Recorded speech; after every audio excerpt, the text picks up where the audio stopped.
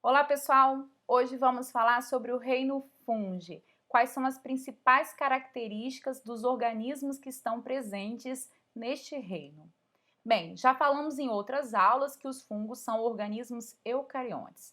Eles também são pluricelulares. Quanto à nutrição, eles são heterótrofos. Eles podem realizar a respiração aeróbia, mas também existem fungos que apresentam a respiração de anaerobiose, porém facultativa. O corpo de um fungo é formado por hifas. São seres que podem ser microscópios, mas também existem seres macroscópicos. Possuem parede celular, possuem o glicogênio como substância de reserva e eles se reproduzem por esporos. A diversidade biológica é uma característica predominante deste grupo. Existe cerca de 1,5 milhão de espécies de fungos espalhados por todo o planeta. Os fungos são utilizados para os mais diversos fins. Vamos utilizar os fungos na culinária, na medicina, nos aspectos de equilíbrio ecológico, mas também vamos encontrar muitos fungos associados a muitas patologias. Os fungos possuem os mais diversos tipos de adaptações aos mais diversos tipos de hábitat. Então é muito comum encontrarmos o fungo em vários ambientes, em diversos tipos de adaptação, com diversas condições de adaptação de ambiente, seja clima, seja disponibilidade de recurso, umidade, seja disponibilidade de nutriente. Então é um organismo que tende a se adaptar facilmente ao ambiente onde ele está inserido. Aqui alguns exemplos: a orelha de pau, comumente encontrada, então não é difícil encontrar orelhas de pau, ele acaba tendo coloração bem diversificada. Aqui uma imagem de um fungo muito utilizado na produção de fármacos, aqui do gênero Acromônio, que é utilizado na produção do antibiótico à base de cefalosporina, e aqui um gênero um pouco curioso que produz substâncias alucinógenas. Não é o único, existem outros fungos com esse potencial de substâncias alucinógenas e que não podem ser utilizados na culinária. Então, assim, existem os fungos específicos que podem ser utilizados. Parece talvez um champignon, um cogumelo não muito ofensivo, mas ele não pode ser utilizado, ele tem os efeitos que fazem mal ao corpo, então assim, provocam confusão mental, então eles acabam sendo banidos aí da utilização por humanos e até mesmo acabam sendo potencialmente ilegais quanto ao uso. Aqui vou apresentar um pouco sobre a estrutura celular do fungo, né? Numa visão microscópia e uma visão macroscópia. Quando a gente olha para um fungo no microscópio, a gente consegue identificar as estruturas celulares, mas às vezes é possível identificar até mesmo uma condição da reprodução. Observem aqui um novo fungo sendo formado, um broto. Esse broto ele tem a mesma identidade genética de quem está originando ele. Então, um novo indivíduo é geneticamente igual à sua origem.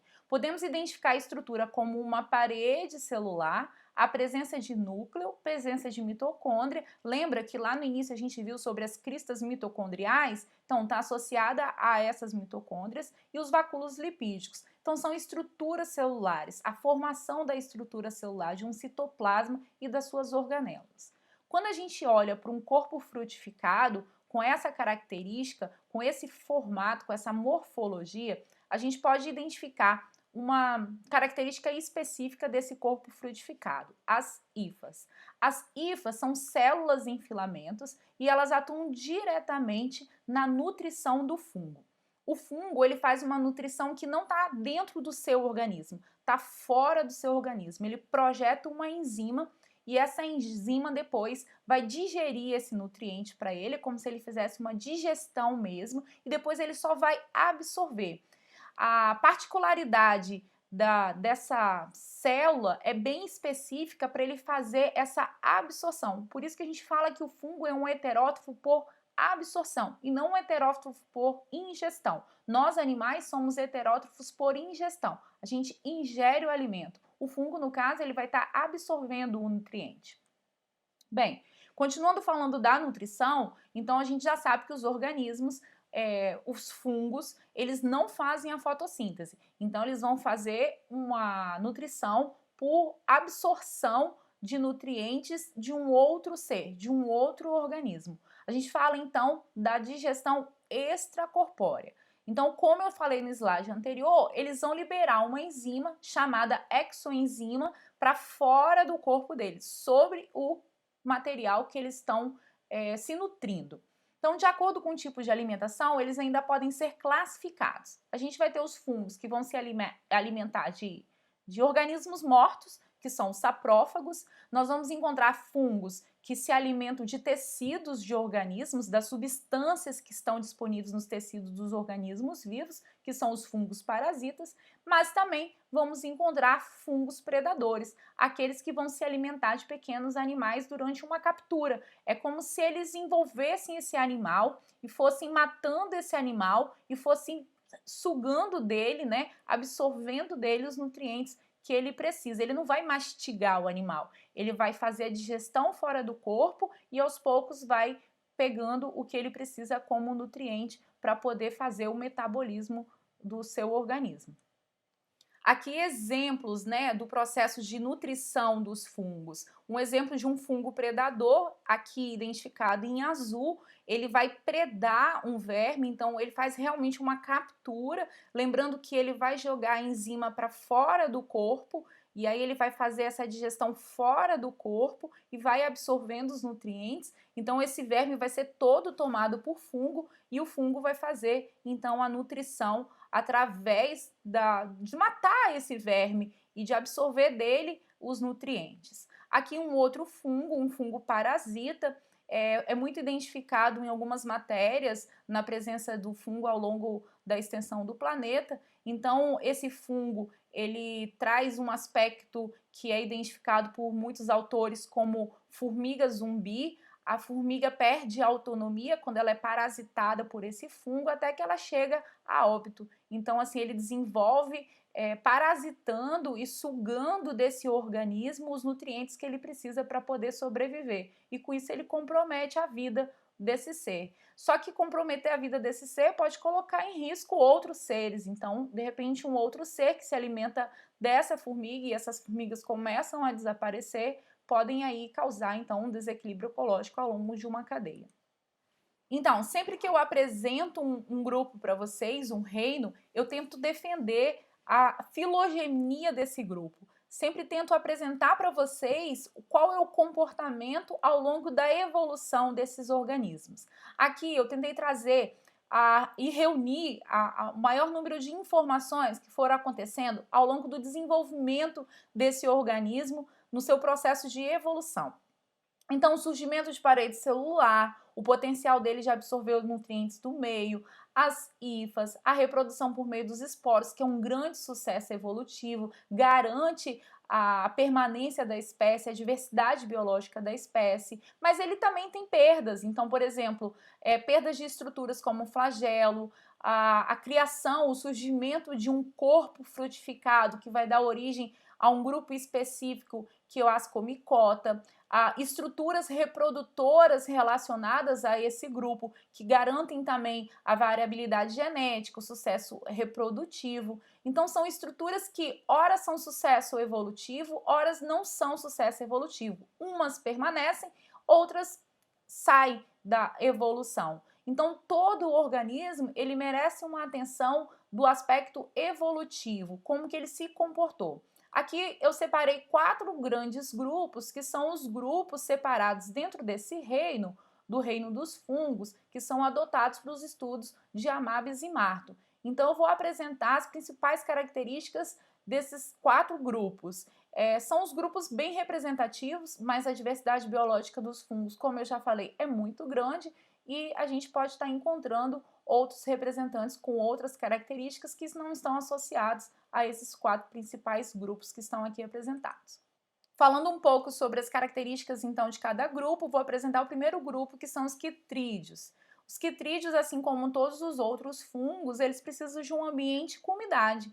Então, um ambiente marinho, lago, solo, até mesmo característico desse grupo, as fontes hidrotermais são bem propícias à proliferação desse organismo. Os esporos específicos para esse grupo, eles apresentam uma morfologia com a presença de flagelos, então isso não vai aparecer nos outros grupos e esse grupo acaba tendo essa característica mais específica.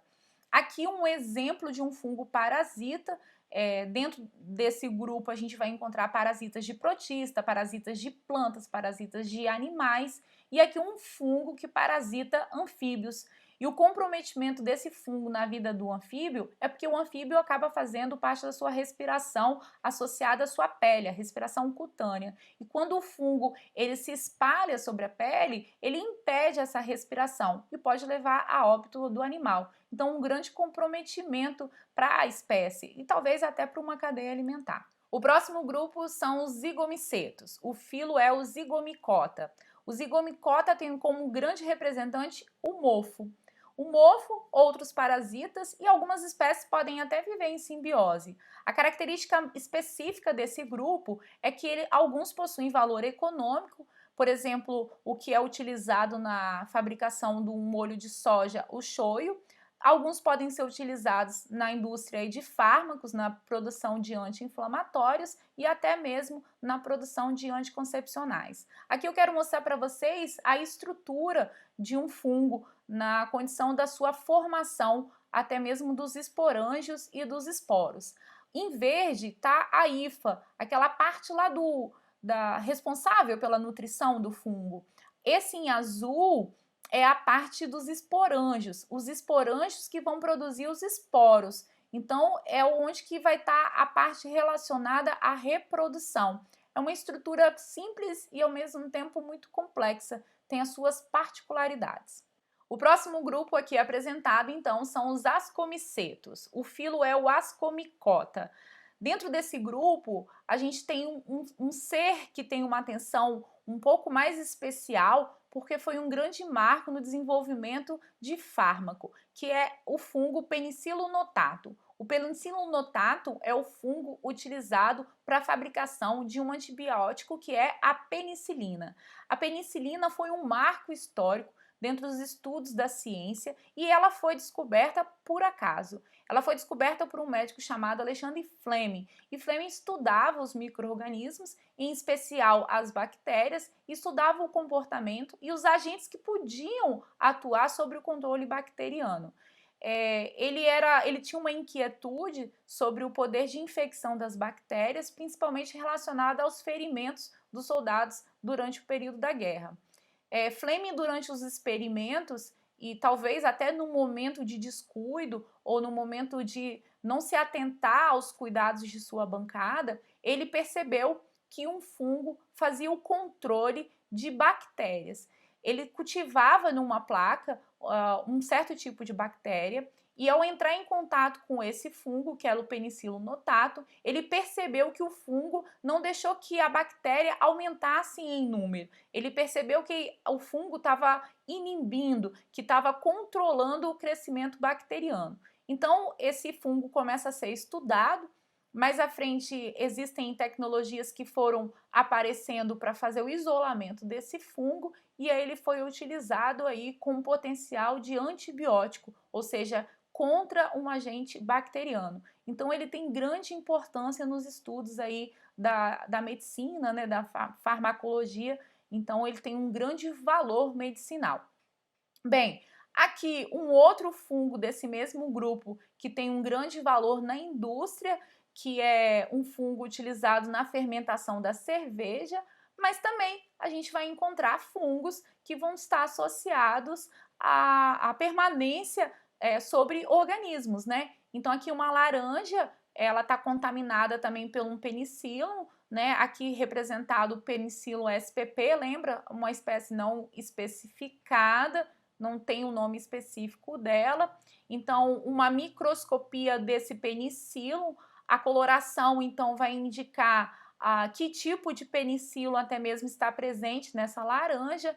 Então, o tipo de fungo pode ser identificado pela cor. Então, o bolor em azul vai caracterizar a presença do Penicillium italicum, e já o bolor verde vai indicar a presença do Penicillium digitatum. Então, a diferenciação dos fungos pode acontecer até mesmo pelo tipo de organismo que eles estão presentes, mas também pelo tipo de coloração que eles podem apresentar. E o último grupo dessa classificação, os Basidiomycetos, o filo Basidiomycota, e a representatividade dele na culinária é ampla. Então a gente vai encontrar muitos fungos comestíveis e grande parte deles faz parte desse grupo dos basidiomicetos, mas nós vamos encontrar também decompositores e também vamos encontrar parasitas. A estrutura morfológica desse fungo é um corpo de frutificação, ele tem a parte superior que é chamado de píleo ou chapéu. Falando um pouco sobre a reprodução dos fungos, os fungos podem se reproduzir de maneira sexuada ou assexuada. Aqui eu coloquei um exemplo de microscopia, onde a gente pode avaliar o brotamento, que é uma forma assexuada de reprodução do fungo. A gente pode perceber a formação de vários brotos, então os organismos geneticamente iguais, mas porém uma variabilidade em números, uma quantidade, em números expressiva. Então, a forma com que ele se propaga muito rápido. Falando também sobre propagação, o vento é um fator importante na condução da reprodução. Favorece muito o aspecto reprodutivo dos fungos. Os fungos, eles têm estruturas reprodutivas e essas estruturas reprodutivas, elas precisam ser propagadas, elas precisam ser disseminadas. E o vento ajuda muito nessa propagação, nessa dispersão. Então, o vento vai fazer um espalhamento, uma projeção dos propágulos e dos fragmentos de hifas, que são estruturas relacionadas diretamente com a reprodução. Além do brotamento que eu mostrei no slide anterior, existe uma outra forma de reprodução assexuada, que é a esporulação.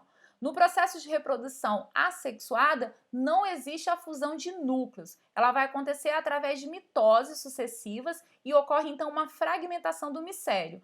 Essa fragmentação, esse corte vai originar novos organismos. Podem observar então que dentro do processo de reprodução assexuada, a gente sempre vai ter organismos idênticos aos que estão originando eles. Aqui a formação então dos esporos dentro dos esporângios, das estruturas reprodutivas, e aí chega um determinado momento que esses esporos eles são dispersados no ambiente. E a gente viu no slide anterior que um dos fatores que ajuda na dispersão desses esporos é o vento. São partículas muito pequenas, muito leves, que são facilmente carregadas pelo vento. Dentro do processo de esporulação, então, esses esporos, eles se desenvolvem, viram hifas, e essas hifas começam a se desenvolver ainda mais até formar um novo indivíduo. Então, o processo de esporulação é um processo assexuado. Na reprodução sexuada, é importante frisar a presença de esporos. Os esporos, eles são essenciais para o processo de reprodução sexuada acontecer. A reprodução sexuada, ela vai acontecer em 3 fases. Ela acontece através da plasmogamia, que é a fusão do protoplasma. Isso só vai acontecer através da fusão de micélios compatíveis, tanto em uma reprodução do filo de Ascomycota como no filo de Basidiomycota. Então, isso é imprescindível que haja uma compatibilidade dos micélios. Ela vai acontecer numa fase chamada cariogamia. Então, a reprodução vai passar por uma mudança de haploidia. Então, 2 núcleos haploides vão se unir, vão se fundir para formar um núcleo diploide. Então, existe uma diferenciação acontecendo dentro do processo de reprodução.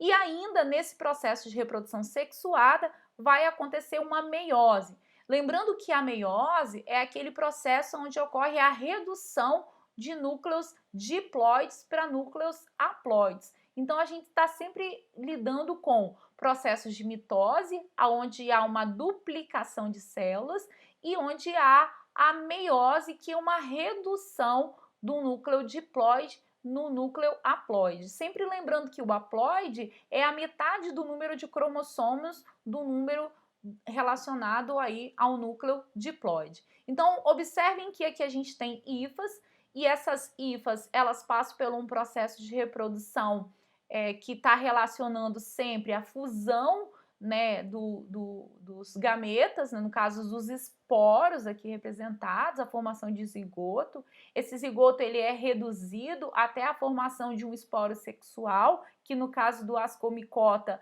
é o esporo sexual ascósporos, e no caso do Basidium micota ele recebe um outro nome, é o Basidium hóspero, então isso vai acontecer de forma similar nos 2 ciclos de reprodução.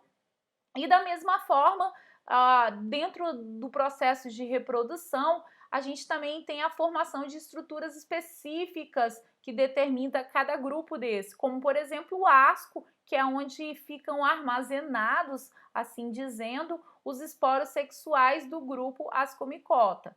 E aí, dependendo do processo de evolução do processo reprodutivo, ocorre a liberação e a germinação desse esporo sexual para reiniciar o ciclo reprodutivo. Da mesma forma, acontece aqui no Basidium micota. Então, os basidioesporos também são liberados, ele passa por um processo de germinação e recomeça o ciclo todo de reprodução do Basidium micota. Então, o processo é basicamente relacionado à fusão de protoplasma, à fusão de núcleos haploides para a formação de um zigoto, que tem a diploidia, 2N, e a meiose, que é uma redução desse núcleo diploide em núcleo haploide. Então, isso está acontecendo o tempo inteiro dentro do processo de reprodução sexuada dos fungos. E é isso. Aqui, mais alguns exemplos de fungos comestíveis, e a gente sabe que cada dia mais a cozinha mundial acaba se adequando à utilização de outras espécies, são cultivadas das mais diversas formas, o aprimoramento da forma de cultivo de fungos é muito grande em todo o mundo, então os sabores, as particularidades de cada sabor está muitas vezes associado ao tipo de solo, ao tipo de tronco onde que ele é encontrado, da forma de cultivo, das condições ideais do cultivo. E é isso que eu tinha para falar para vocês.